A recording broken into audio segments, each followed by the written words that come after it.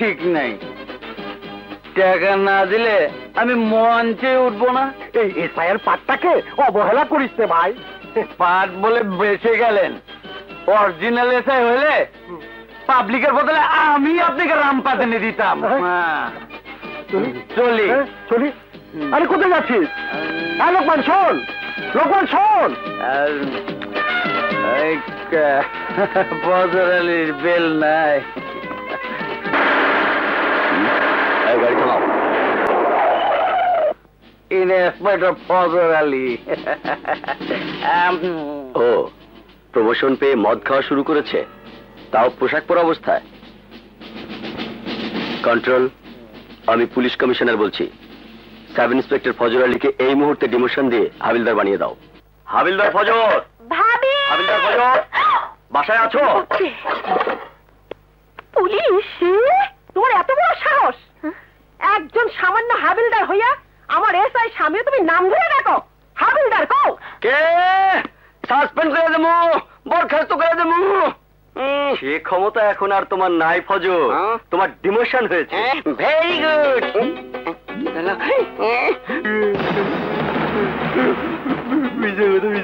সেদিন কেমন করে যে তোমার প্রমোশন হলো আমার মাথায় ঢোকে না।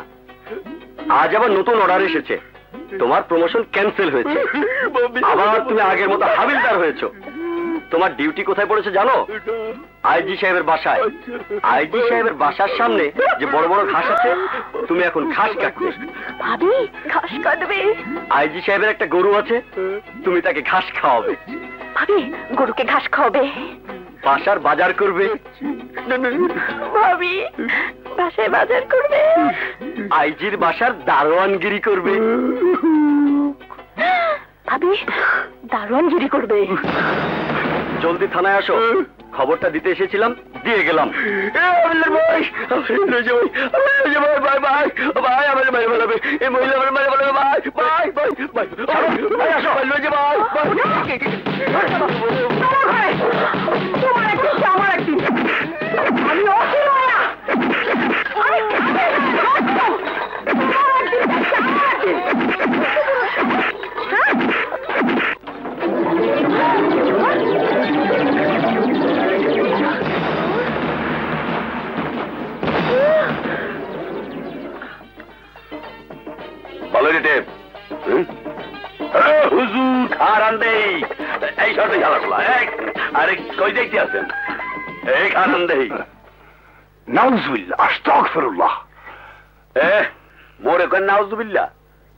মহল্লা যে কি খেলা চলতে আছে এইয়া দেখেন। এসব তুমি কি কইতেছো? আমি তো কিছুই বুঝতে পারতেছি না। এইয়া বুঝবেন কেমনে? সম্রাট যে একটা যুবতী মাইয়া লইয়া বিয়া না করিয়া দিন কাটাইতে আছে, রাইট কাটাইতে আছে। এইয়া তো দেখেন না? কও কি? নাম নেই কয়েন হুজুর। মহল্লায় এত বড় পাপ থাকলে আপনাকে দোয়া কি আল্লাহ কবুল করবে? করবে না। তাইলে তুই ঠিকই কইছো রমজান। না না, এইটা মাইনে নেওয়া যায় না। তুমি কি কও? ঠিক আছে, কালই আমি বিষয়টা দেখবো। চলো। এইবার দিছি বাজাইয়া। পান খাবেন স্যার? না থাক, লাগবো না, লাগবো না।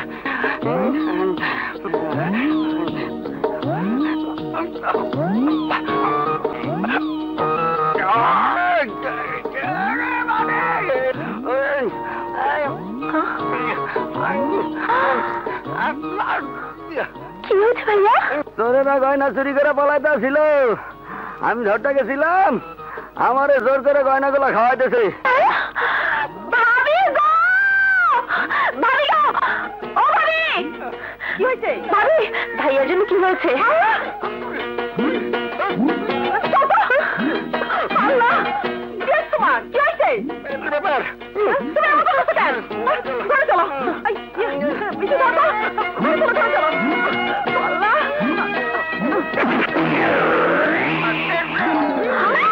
ভাইয়া, তোমার পেটে সোনার বেলাটা গেল কিভাবে? শুধু সোনার মালা না, সাথে আরো কিছু আছে। আরো গহন আছে? শক্ত করে ধরতে পার? ধর না। ধর। তোমার মতলব কিন্তু ভালো মনে হইতেছে না। ধর।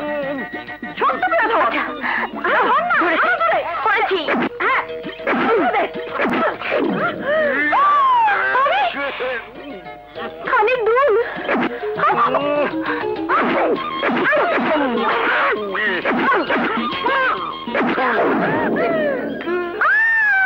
ভাবি বালা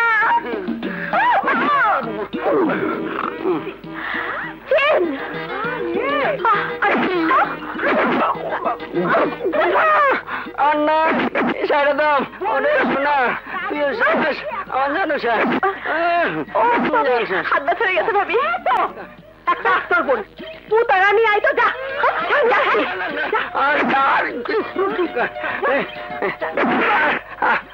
আমি মরে যাবো আমার মারবে না আর নাই বিশ্বাস করো একটু সহ্য করো লক্ষ্মীজি আরেকটা দূর হলে আমার সেটটাই পুরো হয়ে যাবে একটু সহ্য করো ভাবি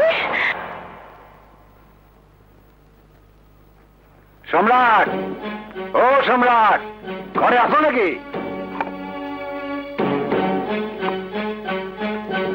নাউজুবিল্লাহ, আস্তাগফিরুল্লাহ, লা হাওলা ওয়ালা কুওয়াতা ইল্লা বিল্লাহিল আলিয়্যিল আযীম। এখন বোঝেন মহল্লার মধ্যে কিরম বেসরতি কাম চলতে আছে। কি হয়েছে সম্রাট? আজ পর্যন্ত এই মহল্লায় তুমি কোনো মানুষের ক্ষতি করো নাই, কোনো মা বোনের খারাপ নজরে দেখো নাই, কিন্তু আজ আজ এসব কি দেখতেছি? কি করেছি আমি? চুরি হয়ে গিয়া আবার সিনা ভুলে গিয়ে কথা কয়, আবার সব কুকুরাও গায়া। সম্রাট, একটা যুবতী মাইয়ারে তুমি ঘরে রাখছো, বিয়ে না করে তার সাথে দিন কাটাইতেছো, রাত কাটাইতেছো। হ্যাঁ দেখেন, আপনারা ভুল বুঝেছেন। ও একটা অসহায় মেয়ে, বিপদে পড়ে আমার ঘরে এসে উঠেছে। ইস, মাইয়াটা বিপদে পড়িয়া এত মানুষ হইয়া তোমার ঘরে উঠছে কে? বিশ্বাস করেন, ওর সঙ্গে আমার কোনো খারাপ সম্পর্ক নেই। যুবতী মাইয়া ঘরে হান্দাইয়া দরজা বন্ধ হইয়া এই সিকদানা বিসিকদানা খেলো না দাঁড়িয়ে বান্ধা খেলো, হে আমরা বুঝবো কেমনে? রঞ্জন, আর একটা বাজে কথা বললে তোর জীবন টেনে চিনে ফেলবো। সম্রাট, কজনের জীব শিরবা তুমি? ওই মাইয়ারে বিয়ে না করে এক ঘরে বসবাস করলে মানুষ তো এরকম কথা বলবেই। ওরা যদি রাখতেই চাও তাহলে বিয়ে করে ঘরে রাখো। এসব কি বলছেন আপনারা? যে মেয়ে তার নিজের নামটা পর্যন্ত মনে করতে পারে না, তাকে আমি কি করে বিয়ে করি? তুই না করলে মুই করমু। রঞ্জন, শোনো,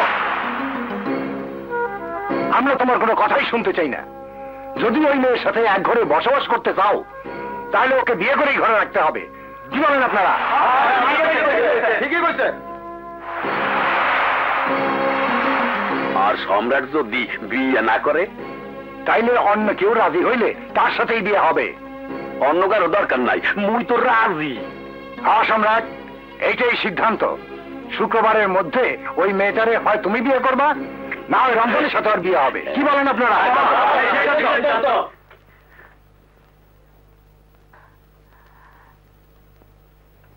কি রে, কি ঠিক করলি? আমি আর কি ঠিক করব? যা ঠিক করার মহল্লার মুরব্বীরাই ঠিক করে গেছে। আগামী শুক্রবার রমজানের সাথে ওর বিয়ে। না, আমি রমজানকে বিয়ে করব না, কিছুতেই না। চুপ, এই মেয়ে, একদম চুপ। শুনুনি মহল্লার মুরব্বী এসে কি বলে গেল? শুনুনি তাদের সিদ্ধান্তের কথা? এই মহল্লায় যদি থাকতে চাও তাহলে তাদের সিদ্ধান্ত মেনেই থাকতে হবে। তাদের সিদ্ধান্তে এও বলা হয়েছে চাইলে তুইও তোকে বিয়ে করতে পারিস। না খালা, মিষ্টিকে বিয়ে করা আমার পক্ষে সম্ভব না।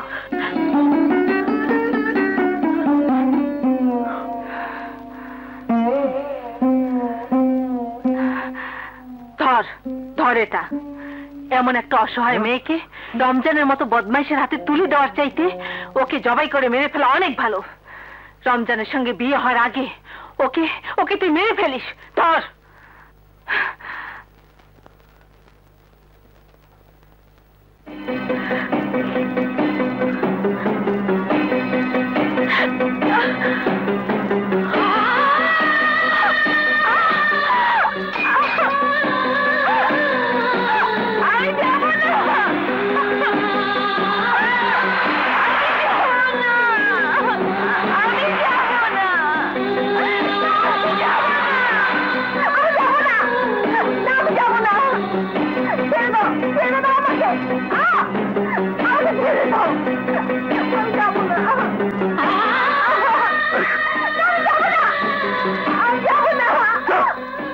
একদম চুপ, আর একটা কথাও না। এখন এই মুহূর্তে তুমি এখান থেকে চলে যাবে, আর কোনোদিন এখানে আসবে না। কোথায় যাব? যেদিকে দু চোখ যায় সেদিকে যাও, তবু এখানে তুমি থাকতে পারবে না। আমাকে তাড়িয়ে দিচ্ছ? হ্যাঁ দিচ্ছি, কারণ তোমার জন্য আমার যে সমস্যার সৃষ্টি হয়েছে সেই সমস্যা থেকে আমি মুক্তি চাই। আমাকে তাড়িয়ে দিয়ে তুমি হয়তো মুক্তি পাবে, কিন্তু আমি তো যন্ত্রণার হাত থেকে রেহাই পাবো না। কিন্তু সেই হাত, যে হাত আমাকে আশ্রয় দিয়েছিল, কিন্তু সেই হাত, যে হাত আমার মুখে খাবার তুলে দিয়েছিল, সেই মানুষটি আমাকে দাঁড়িয়ে দিতে পারে না। পারে, 100 বার পারে, 1000 বার পারে। আমি অমানুষ, পাপী, আমার মধ্যে কোনো আলো নেই, আছে সীমাহীন অন্ধকার। আমার বুকটা পাথর দিয়ে তৈরি, সেখানে ভালোবাসা ফুল করতে পারে না। তুমি চলে যাও, তুমি চলে যাও এখান থেকে, আর কোনোদিন এখানে আসবে না। আমাকে তাড়িয়ে দিয়ে তুমি হয়তো মুক্তি পাবে, কিন্তু আমি যে যন্ত্রণার হাত থেকে রেহাই পাবো না।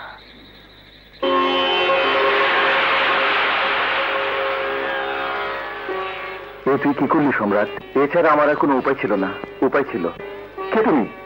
আমি তোর বিবেক। বিবেক? তুই নিজেই ওকে বিয়ে করতে পারতিস। আমি ওকে বিয়ে করবো? তোর একটা মাত্র ভুলে মেয়েটির জীবনে নেমে আসতে পারে চরম দুর্ভোগ। হয়তো সে কোনো নরপশুর হাতে পড়ে বিক্রি হয়ে যাবে কোনো খারাপ জায়গায়। না, ওর কিছু হলে তুই কখনো নিজেকে ক্ষমা করতে পারবি না। ওকে তুই ফিরিয়ে আন সম্রাট, ওকে তুই ফিরিয়ে আন।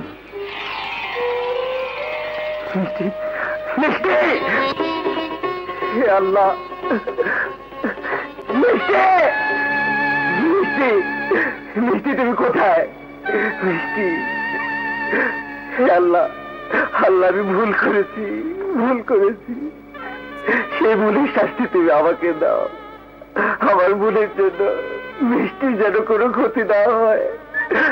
আল্লাহ আমাকে আরেকটা সুযোগ দাও সেই ভুলের প্রায়শ্চিত্ত করার। আর একটা সুযোগ দাও আল্লাহ, একটা সুযোগ। সম্রাট,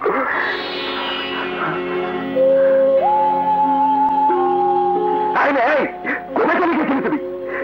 তোমার যদি একটা কিছু হয়ে যেত, কোথায় গেছিলে তুমি?